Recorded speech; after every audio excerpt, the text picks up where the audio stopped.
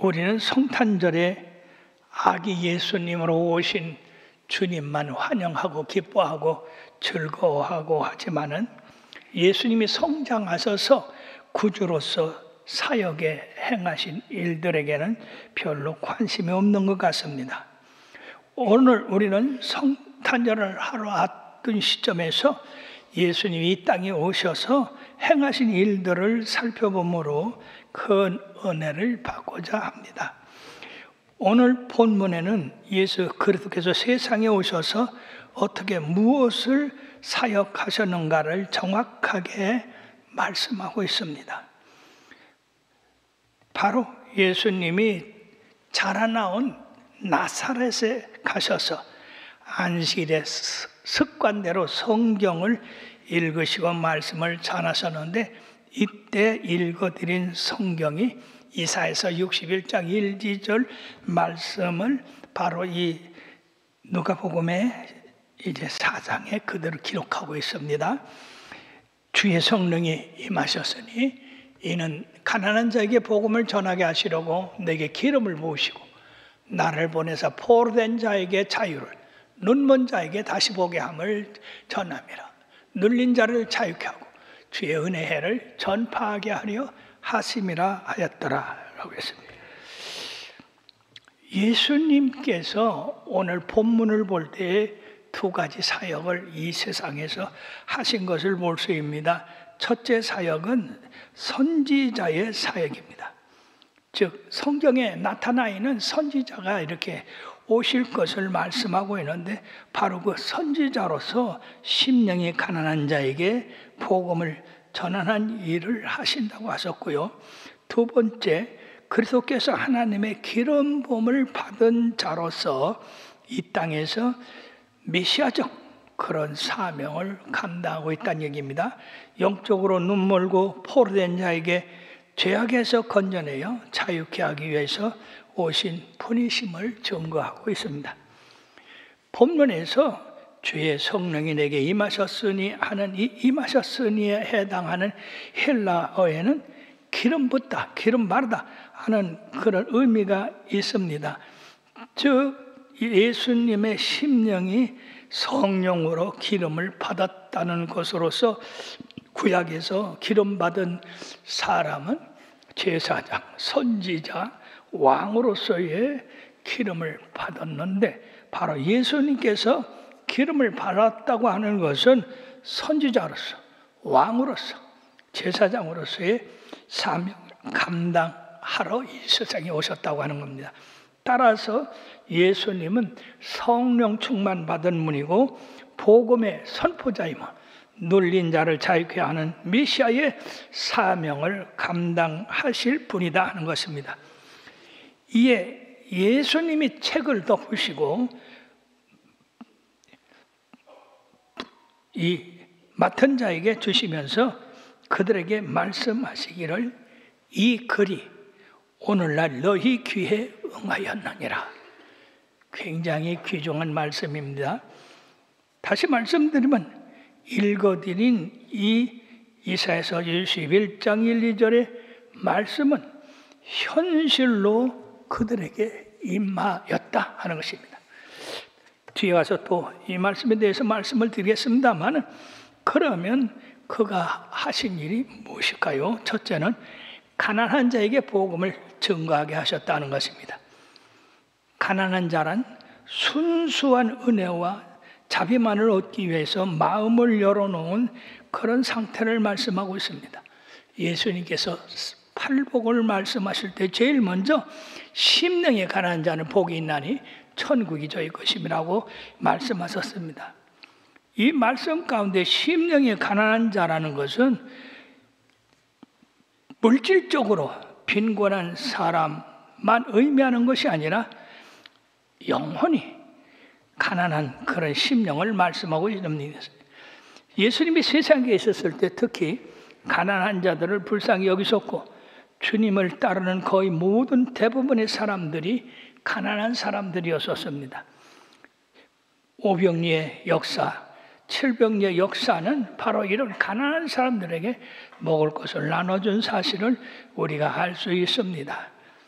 마태복음 8장 20절에는 여우도 굴이 있고 공중에 나는 새도 거처가 있으되 인자는 머리 둘 곳이 없다고 했습니다. 만유가 주님 것인데 어찌해서 주님이 이렇게 가난하게 되셨을까요? 그것은 바로 고린도후서 8장 9절의 말씀, 우리 주 예수 그리스도의 은혜를 너희가 알거니와 부유하신 이로서 너희를 위하여 가난하게 되심은 그의 가난함으로 말미암아 너희를 부유케 하려 하심이라고 한 것입니다. 즉 하늘과 땅 속에 있는 모든 것이 주님 것이지만은 가난한 집안에 가난한 아들로 태어나고 가난하게 생활하신 그 모든 이유는 우리 주님이 가신 그 부유함을 우리 가난한 모든 사람에게 나눠주기 위해서 그렇게 하셨다고 하는 것입니다. 우리 나라가 5, 60년, 70년대까지도 참으로 보리고개를 넘지 못하는 그런 가난한 나라였습니다. 그러나 예수 그리스도를 구주로 받아들이고 이 한 50년 동안 열심히 주를 섬김으로 이 나라가 세계적인 그런 부유한 나라가 되었습니다. 그렇습니다. 예수를 믿으면 가난한 사람이 부유하게 되고 가난한 기업이 부유하게 되고 가난한 나라가 부유하게 돼서 남에게 구워지고 남을 도와주는 그런 나라가 되는 줄 믿습니다. 두 번째는 포로된 자에게 자유함을 주기 위해서 예수님이 오셨는데 이 말씀의 1차적인 목적은 70년간 바벨론의 포로되어서 고통을 받는 그들에게 바로 우리 주님이 포로에서 자유함을 주셔서 그들로 해방되게 됐다는 것입니다. 그러나 이 말씀의 더 깊은 의미는 예수님께서 온 인류와 죄의 사망에서 해방시켜 주셨다는 겁니다. 예수님이 탄생하실 때 천사가 마리아에게 아들을 낳으리니 이름을 예수라 하라. 이는 그가 자기 백성을 그들의 죄에서 구원할 자임이라고 말씀하셨습니다. 사랑하는 여러분, 죄가 어디서 왔습니까? 바로 첫 조상 아담에게서 왔습니다. 죄가 세상에 들어옴으로 말미암아서 평화가 깨지고 이 땅에는 저주와 사망으로 이제 마귀가 자리 잡게 되었습니다. 그때로부터 모든 사망이 세상에 왕노릇 했지만은 예수 그리스도께서 오심으로 말미암아 바로 이 사망 권세를 이기시고 부활하심으로 잠자는 자들의 첫 열매가 되셨습니다. 아담 안에서 모든 사람이 죽은 것 같이 그리스도 안에서 모든 사람이 삶을 얻는다고 말씀하셨습니다. 이 말씀은 바로 이 사망 권세 이기시기 위해서 그 사망 권세를 주님이 직접 담당하심으로 말미암아 우리가 그 예수님 안에서 자유함을 얻게 됐다는 겁니다. 그가 찔림은 우리의 허물을 인하며 그가 상함은 우리의 죄악을 인함이라. 그가 징계를 받으며 우리가 평화를 누렸고 그가 채찍에 맞음으로 우리는 다 나음을 받았도다. 우리는 다 양 같아서 그릇 행하여 각기 제 길로 갔거늘 우리 무리의 모든 죄악을 그에게 담당시키셨다고 했습니다. 죽을 수밖에 없는 우리, 저주 가운데 고통당하고 슬픔의 생활을 할 수 있는 우리를 우리 주님께서 대신 다 가져가심으로 누구든지 주의 이름을 부르는 자는 자유롭게 되는데 로마서 8장 1절 2절에 뭐라고 했습니까? 그러므로 이제 그리스도 예수 안에 있는 자에게는 결코 정죄함이 없나니 이는 그리스도 예수 안에 있는 생명의 성령의 법이 죄와 사망의 법에서 너를 해방하였음이라. 할렐루야. 죄악 벗은 우리 영혼은 기뻐 뛰며 주를 보겠네. 하늘에 계신 주 예수를 영원히 섬기리. 다시 한번. 죄악 벗은 우리 영혼은 기뻐 뛰며 주를 보겠네. 하늘에 계신 주 예수를 영원히 섬기리. 그렇습니다. 예수 그리스도를 믿음으로 이 세상의 모든 죄와 죄의 값인 저주와 멸망과 사망에서 우리가 자유함을 입었기 때문에 예수 믿으면 그렇게 기쁘고 즐겁고 참으로 행복하게 되는 것입니다. 네. 그러므로 사랑하는 여러분, 예수님을 더 널리 전하시길 바랍니다. 다음에는 눈먼 자를 다시 보게 함을 위해서 오셨다고 했습니다. 우리의 지체 가운데 가장 예민한 곳이 눈입니다. 눈이 멀으면 세상이 캄캄합니다. 얼마나 답답합니까? 그러므로 우리 주님께서 이런 눈먼 자를 위해서 오셨다고 했습니다. 즉, 이 눈먼 자의 눈을 밝혀 보이게 하신다고 하는 것은 육신적으로 눈먼 것, 그리고 영적으로 눈먼 것, 이 둘을 다 포함하고 있습니다.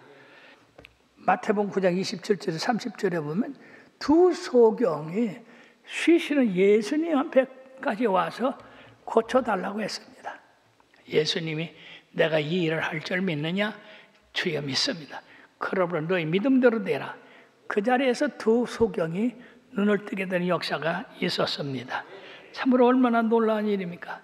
그런가 하면 마가복음 10장 46절에서 52절에 보면 예수님께서 여리고로 지나실 때에 거기 디모의 아들 바디메오가 예수님이 지나신다는 소식을 듣고 소리질러 다윗의 자손 예수여 나를 불쌍히 소서. 군중들이 그를 제지했습니다. 더 큰 소리로 예수님께 소리질러서 다윗의 자손 예수여 나를 불쌍히 소서. 정말 숲이 넘어가는 그런 간절한 기도를 했을 때 주님께서 그를 부르라. 예수님을 못 보니까 예수님이 그를 부르라 해서 주님 앞에 나왔을 때 내가 네게 뭘 해주기를 원하느냐? 주님이여 보기를 원하나이다. 내 믿음대로 보라. 그러면서 날 때부터 소경된 이 바디메오가 눈을 뜨고 그 자리에서 기뻐 춤을 추며 예수님의 그 행렬에 동행을 했던 것입니다.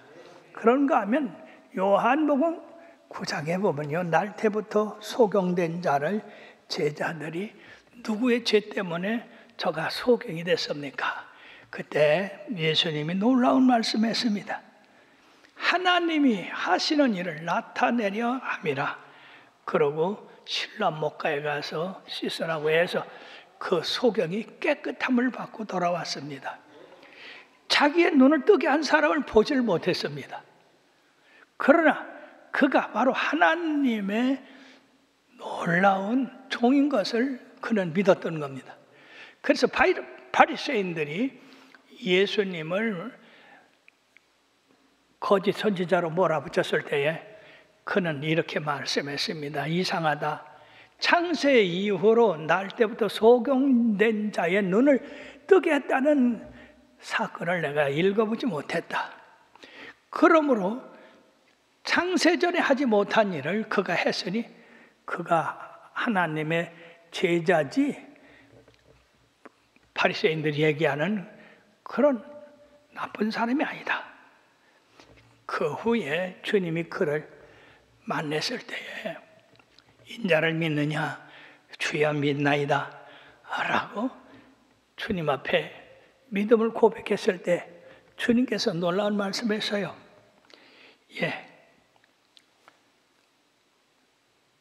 내가 이 세상에 심판하러 왔는데 보지 못하는 자를 보게 하고 보는 자들을 맹인으로 만들려고 왔다고 했습니다. 즉 우리들이 본다 하는 것은 두 가지 의미가 있습니다. 하나님이 주신 이 육신의 눈을 가지고 세상을 보는 것과 그리고 영적으로 하나님의 계획과 하나님의 일을 보는 두 가지가 있습니다. 그러므로 소경의 눈을 뜨게 하신다. 맹인의 눈을 밝게 해주신다고 하는 말씀은 바로 영육간에 이 세상 이치를 모르는 사람들의 그 마음을 열어서 깨닫게 하고 또 눈먼 자를 직접 치료해 주셔서 눈을 뜨게 한다는 사실입니다. 우리 모두는 눈을 떠서 이 세상을 보든지 못 보든지 우리 주님께서는 눈먼 자의 눈을 뜨게 하셔서 참다운 이치와 진리를 보게 하러 오셨다고 하는 것을 깨달으시길 바랍니다. 뿐만 아니라 눌린 자를 자유케 하라고 왔다고 했습니다. 사랑하는 여러분들이요, 인류의 죄로 말미암아서 세상에 근심 걱정에 쌓여가지고 이제 마음이 눌린 사람들이 얼마나 많이 있습니까? 지금 이 세계 전쟁으로 여기저기서 전쟁이 일어날 때 우리들은 전쟁에 가담하지 않지만은 그러나 그 전쟁으로 우리의 마음이 눌리고 있습니다. 이스라엘과 하마스와의 전쟁, 우크라이나 또 전쟁 이런 것으로서 우리들은 굉장히 마음이 눌립니다.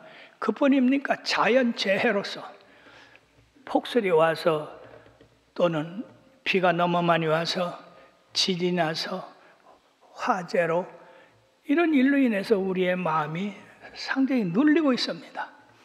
그러므로서 우리 주님께서 이렇게 세상에 평안이 없고 눌리는 그런 모든 사람들 마음을 자유케 해주시고 평화롭게 해주시기 위하여 오셨다고 했는데,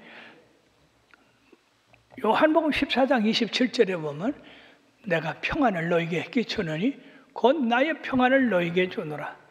내가 주는 것은 세상이 주는 것 같지 아니하니 너는 마음에 근심하지도 말고 두려워하지도 말라고 하셨습니다. 예수님은 십자가에 달리셔서도 평안을 잃지 않으셨습니다. 평안하셨습니다. 그리고 다 이루셨다고 했어요. 우리 예수님이 가지신 그 평안, 그 평안을 믿는 사람들에게 불안과 두려움으로 떠는 사람들에게 주시기 위해서 이 세상에 오셨다는 것입니다. 그러므로 사랑하는 여러분, 주님을 믿는 그런 마음을 가졌다고 한다면 세상에 이런 요동치는 일로 인해서 두려워하지 마시기를 바라겠습니다.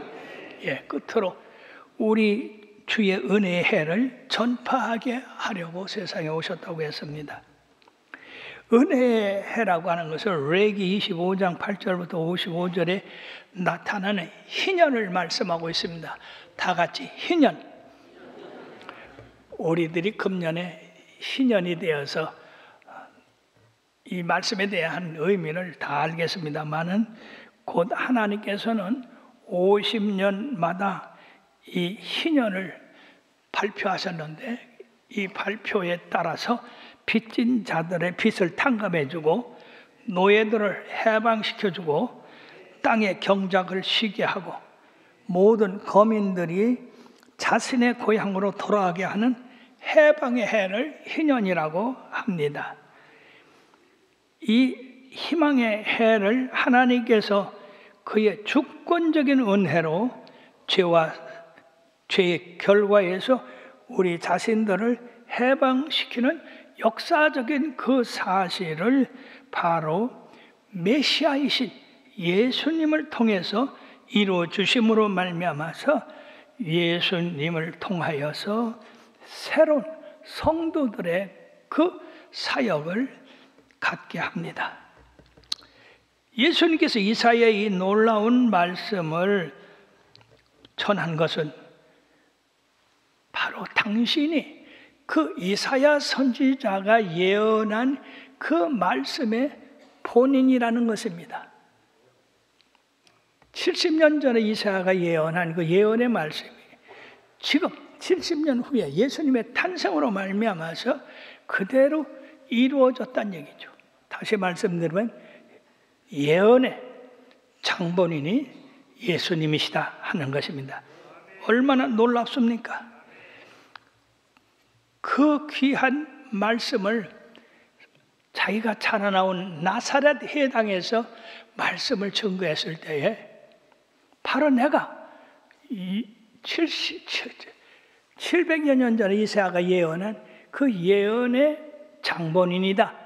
그랬을 때에 그 나사렛에 있는 사람들이 기뻐하고 즐거워하고 메시아가 왔다고 춤을 추고 주님을 영접했더라면 그 나사렛에 큰 부흥의 불길이 일어났을 텐데 도리어 이 사람들은 완악하고 고집있어서 예수님을 낭떠러지에 떨어지게 해서 죽게 하려고 했음으로 말미암아 그 나사렛 동네에 복음의 그 귀한 기회를 잃어버리고 말았습니다.